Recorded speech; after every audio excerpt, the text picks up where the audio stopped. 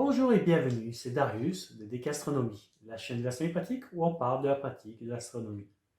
Dans cette playlist dédiée au pilotage de monture, dans le tout premier épisode, on a vu un tour d'horizon des différentes manières de piloter une monture. Puis dans les deux épisodes qui ont suivi, on a vu comment piloter cette monture avec la raquette Synscan. Donc, le premier épisode, c'était le b.a.-ba sur l'étalonnage du GOTO. Et dans le second épisode, on a vu comment améliorer la convivialité réduite de cette raquette en ajoutant un accessoire, la souris GPS, qui elle,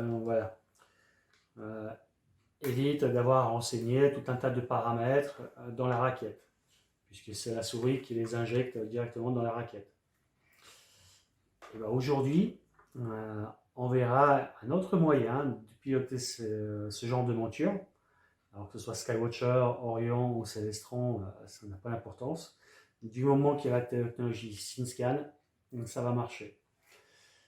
Et donc ça, on verra juste après le générique.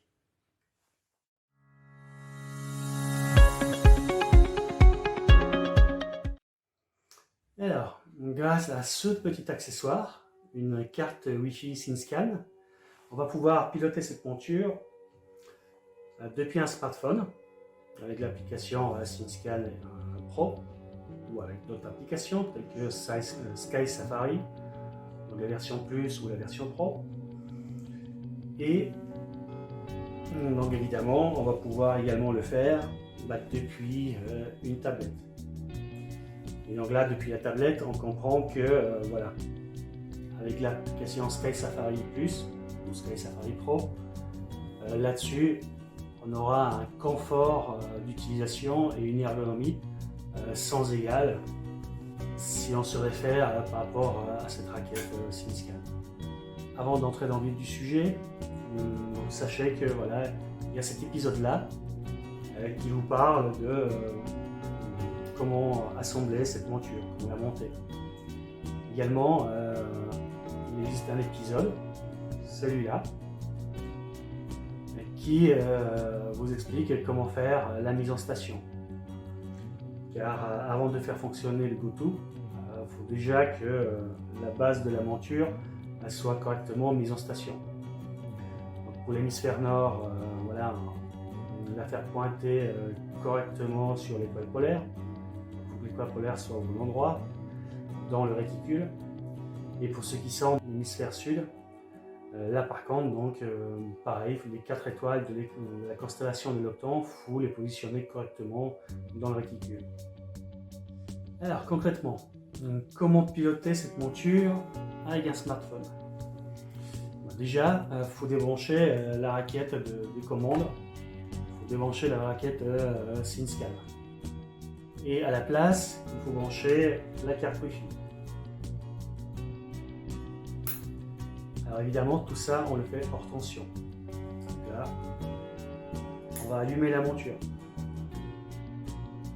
Et donc là, on voit la petite LED jaune clignoter pour dire que la carte commence donc à émettre. Et donc, il ne reste plus qu'à accoupler le Wi-Fi entre le smartphone et notre carte Wi-Fi de la monture. Donc pour ça, la première étape, on va dans les paramètres Wi-Fi et on active le Wi-Fi.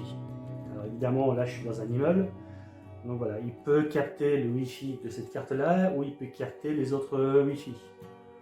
Donc, en général, il capte là où le signal est plus fort. Donc là, en l'occurrence, c'est celui de la carte. Et de base, il n'y a pas de sécurité de configurer, donc ça se connecte automatiquement. Donc ce qu'il faut, c'est rechercher le réseau Synscan _Wi-Fi _. Et puis donc là, on a des chiffres lettres, 4 chiffres et 4 lettres pour l'identifiant de la carte. Ensuite, donc, si c'est pas si votre réseau Wi-Fi s'est connecté sur votre Wi-Fi habituel, là évidemment, faut sélectionner la liste de différents réseaux disponibles et forcer la connexion sur le réseau Wi-Fi Synscan _Wi-Fi _. 0, F, 2A pour ce qui est de ma carte. Ça, c'est la première étape. La deuxième étape, on lance l'application SceneScan Pro. Donc normalement, si vous avez suivi les autres épisodes, et notamment l'épisode sur la mise en station, vous avez déjà probablement téléchargé cette application. Parce qu'elle est très utile, puisque dans l'onglet avancé, viseur polaire, on trouve toutes les informations pour faire la mise en station, qui se fait avant la mise sous tension de la monture, ou juste après. Donc là, il faut que la monture soit mise sous tension pour avoir l'éclairage du viseur polaire. Donc, quoi qu'il en soit, si vous n'avez pas encore l'application SceneScan Pro, il faut la télécharger et l'installer avant de vous connecter à la carte Wi-Fi. Puisque donc, évidemment, cette carte Wi-Fi ne donne pas accès au réseau Internet. Et du coup, vous ne pouvez pas télécharger l'application SceneScan Pro. Deuxième chose, la plupart des téléphones ont une puce GPS. Donc au moment où on va se connecter à la monture, les coordonnées GPS du lieu d'observation où vous vous trouvez seront automatiquement envoyées dans la monture. Si jamais votre téléphone ou votre tablette n'est pas équipé d'une puce GPS, ce qu'il faudra faire, c'est d'aller dans le menu paramètres et dans application,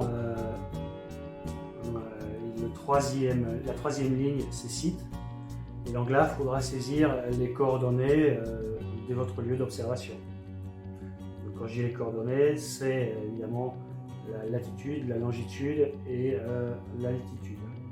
Si votre téléphone est équipé d'une puce GPS, du coup il faut activer le GPS. Donc, si jamais vous n'avez pas de GPS, donc on désactive et on saisit les coordonnées à la main. Et si jamais vous avez le GPS dans votre téléphone, il suffit juste de l'activer et au moment de la connexion, les coordonnées GPS seront directement envoyées dans la monture sans se préoccuper de rien. Donc ça, c'est déjà cool. Donc quand on lance l'application, on est dans ce menu là. Donc la première chose qu'on va faire, c'est là en haut, on a le bouton connecter. Donc on va se connecter. Puis on recherche les réseaux. Ma monture était mise en hibernation, donc voilà, est-ce que je veux la réveiller? Oui. Et voilà, je suis connecté. Là, voilà. Si on clique encore là-haut, voilà, on peut déconnecter la monture. Et voilà, par défaut, dès qu'on fait connecter, ça se connecte, ça envoie les coordonnées du lieu d'observation dans la monture. Et comme sur la raquette SceneScan, ça nous met un message, voilà, afin d'éviter tout dommage oculaire, utilisez un filtre solaire labellisé pour observer le soleil. Donc on clique au pied et on est dans le menu. Et là, donc si notre mise en station est faite, il n'y a plus qu'à procéder à l'étalonnage. Et si notre mise en station n'est pas faite, on va ici dans Avancer, viseur polaire, ça vous donne l'endroit sur lequel on doit positionner l'étoile polaire dans le réticule. Évidemment, l'étoile polaire quand on est dans l'hémisphère nord, ou pour l'hémisphère sud, à quel endroit positionner la constellation de l'Octon, les 4 étoiles. Voilà, comment les positionner. Voilà. Et cette monture, donc, elle a l'éclairage du viseur polaire qui est numérique.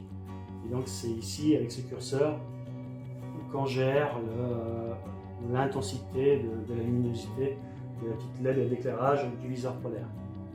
Et donc quand on est dans ce menu-là, donc déjà là, voilà, pour gérer la monture, on n'est pas obligé de trifouiller sur 50 touches pour définir une vitesse. Là, voilà, 1, 2, 3, j'ai fait 3 clics et j'ai augmenté la vitesse de la monture de 3. Donc, le petit bouton qui est là, c'est pour incrémenter, le petit bouton qui est là, c'est pour décrémenter. Voilà, ça va de 0 à 9. dans le cas de cette monture. Donc je me mets à la vitesse 9 et je peux la piloter.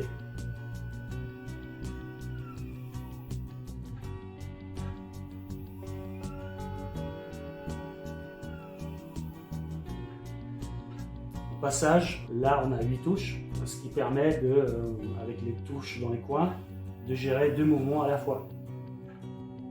Donc on voit quand même en termes de convivialité, c'est quand même pas mal. Donc étalonnage. Si je suis ici, je clique sur étalonnage, le petit télescope, et donc j'ai voilà, les différents modes d'étalonnage pour cette monture. Donc c'est avec 1, 2 ou 3 étoiles. 1, 2, et d'ailleurs il y a 2 modes différents pour 2 étoiles, et un troisième pour voilà, une troisième étoile, pour avoir un étalonnage sur 3 étoiles. Donc on va faire simple, on va étalonner avec une seule étoile, et en ce moment, donc, voilà, au mois d'avril, l'objet le plus brillant du ciel en début de soirée, c'est Vénus. Donc on sélectionne Vénus et on lui fait démarrer l'étalonnage.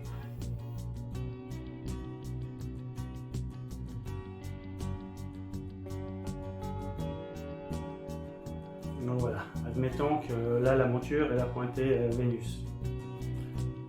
Donc là, avec les 4 touches, on va centrer notre planète, soit dans l'oculaire, soit sur l'écran du live view de cet appareil photo. Au passage, j'ai mis mon petit Samyang 135 mm avec l'appareil photo. C'est juste pour annoncer la prochaine arrivée d'une playlist dédiée au Samyang 135 mm. Donc en fait, je l'ai eu en décembre, et en décembre-janvier, j'ai fait un peu d'astrophoto avec.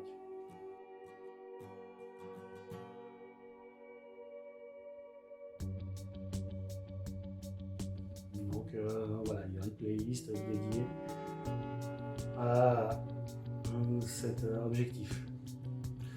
Bon, puis voilà, une monture est moins triste avec un petit instrument dessus. Et à la fin de la vidéo, vous verrez aussi pourquoi voilà, j'ai mis avec un appareil photo, là par hasard. Notre étalonnage est réalisé, on a ajusté, on clique ici pour dire que voilà, que Vénus est bien centré sur notre instrument. Il nous a mis un petit message étalonnage réussi et le tour est joué. Et donc après, voilà, si on veut observer une autre planète, donc ça se passe dans le menu étoiles. Et donc on a système solaire. Et donc dedans, on a à la fois les planètes, mais également donc la Lune et le Soleil. C'est dans ce menu-là qu'on saisit cela. L'objet du système solaire qu'on va observer, pas forcément que les planètes. Et on trouve 2 autres icônes, donc un pour étoile nommée, donc là on peut sélectionner l'étoile qu'on veut observer. Là j'ai Rigel qui est donc la 4e étoile du menu, mais admettons qu'elle soit plus bas dans le menu, j'ai dit filtre, et donc j'ai plus qu'à appuyer sur RI. Là, elle remonte dans la liste. Si je tape RIG, il n'y a plus qu'une seule étoile qui apparaît dans le menu, c'est mon étoile Rigel. Et donc, j'ai plus qu'à faire voilà, un clic dessus pour qu'elle le pointe. Puisque dans ce moment, Vénus est dans la constellation du Taureau, donc on peut faire voilà, pointer voilà, là dans le menu. Aldébaran n'y est pas. Il faut chercher plus bas dans le menu. Donc, on peut juste avec le pavé alphanumérique, taper AL, et en haut de la liste, on a Aldébaran. Et on fait pointer. Voilà. Dans la constellation du Taureau, on a les Pléiades.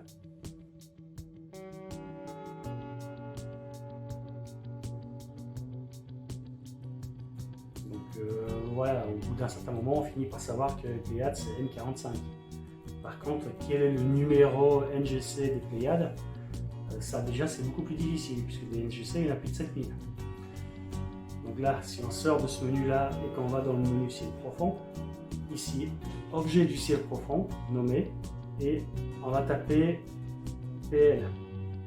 Et donc du coup, ça va nous afficher tous les objets du ciel profond qui commencent par PL. Et le premier d'entre eux, puisque c'est trié par luminosité décroissante, par magnitude croissante. Donc le premier objet qui apparaît, c'est les Pléiades, magnitude 1,2 dans le Taureau. Après, dans le signe de magnitude 8,8, on a la nébuleuse planétaire clignotante. Et le troisième objet, c'est voilà, la galaxie de la planche de surf, de la Grande Ourse, qui est de magnitude 11. Donc là, voilà, avec ça, on n'a pas besoin de mémoriser les numéros Messier ou les numéros NGC des objets qu'on veut observer. Il suffit juste de taper les premières lettres de l'objet qu'on veut observer, les objets qui ont un nom très connu.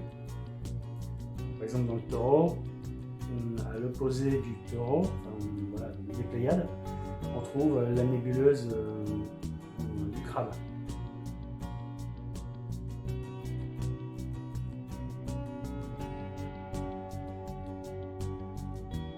Donc là, pareil, je tape CR. Et voilà, en première position, on trouve l'amas de la crèche, donc Cancer.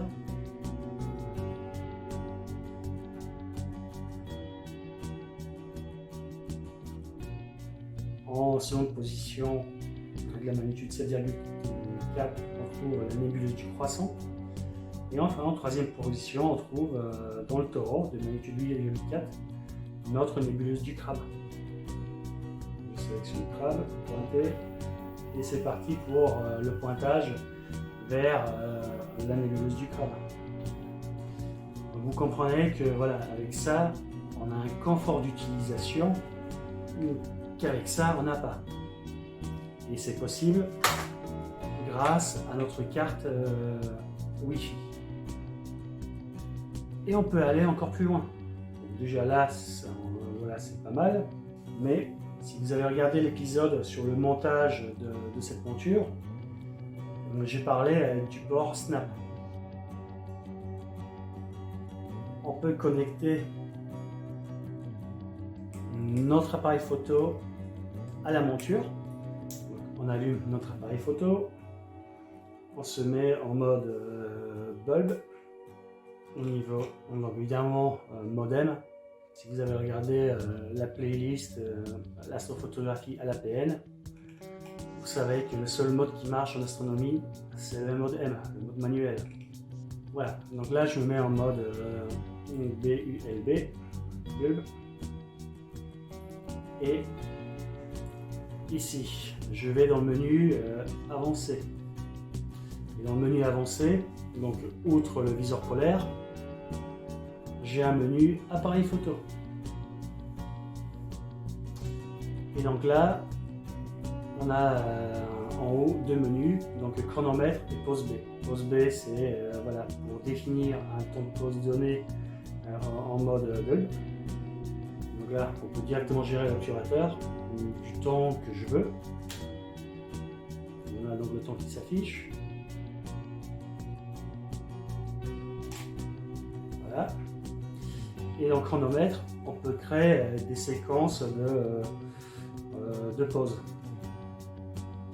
Donc, typiquement ici, je fais le petit plus. Ça m'a créé une séquence par défaut avec une pause de 10 secondes et avec un intervalle de temps de 2 secondes entre chaque pause. Et donc là, quand je clique sur les trois petits points, j'arrive dans le menu où je peux configurer correctement cette séquence. Donc là, grosso modo, je vais lui dire de prendre 3 photos avec un temps de pause de 3 secondes et un intervalle de 2 secondes entre chaque pause. Alors l'intérêt de mettre un intervalle entre les différentes pauses, c'est de laisser voilà, 2 secondes au capteur pour se refroidir. En fait, quand on fait de la pause longue, le capteur de l'appareil photo va chauffer et ça va générer du bruit numérique sur la photo. Et donc si on lui laisse un petit laps de temps entre chaque photo, il aura le temps de redescendre un petit peu en température et de repartir dans des conditions sensiblement les mêmes. Donc ça évitera d'avoir un bruit numérique différent d'une photo à l'autre. Dû au fait que le capteur chauffe. Alors évidemment, la température extérieure va probablement baisser au fur et à mesure que la nuit va avancer. Mais voilà, ça permet quand même de limiter un des problèmes. Donc là, grosso modo, voilà, j'ai défini une séquence de 3 pauses de 3 secondes toutes les 2 secondes. Donc je clique ici sur sauvegarder et on a notre séquence qui apparaît. Et là, on n'a plus qu'à faire démarrer. 1, 2, 3. J'attends 2 secondes. 1, 2. 1, 2, 3. Enfin voilà. Vous voyez que notre séquence se réalise.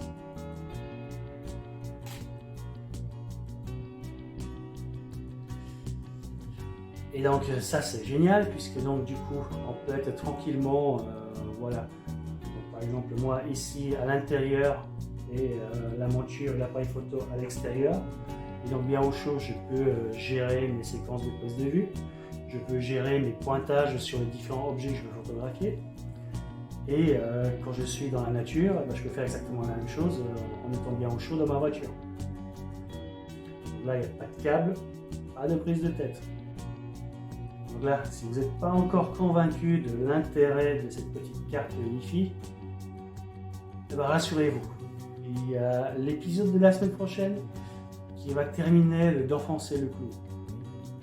Puisque donc voilà, piloter cette monture avec un smartphone, c'est déjà cool. Mais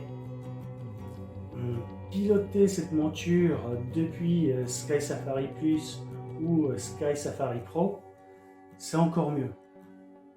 Mais ça, on le verra dans l'épisode de la semaine prochaine. Donc, si cet épisode vous a plu, n'hésitez pas à le liker, à vous abonner si ce n'est déjà fait, à mettre un petit commentaire en bas, dans la zone de commentaires. Donc, voilà, un petit mot gentil, ça fait toujours plaisir. Ce sera un moyen de soutenir la chaîne. Et surtout, n'hésitez pas à partager ces vidéos sur vos réseaux sociaux afin de faire grandir cette chaîne et afin que d'autres personnes puissent en profiter. Donc sur ce, je vous dis à la semaine prochaine.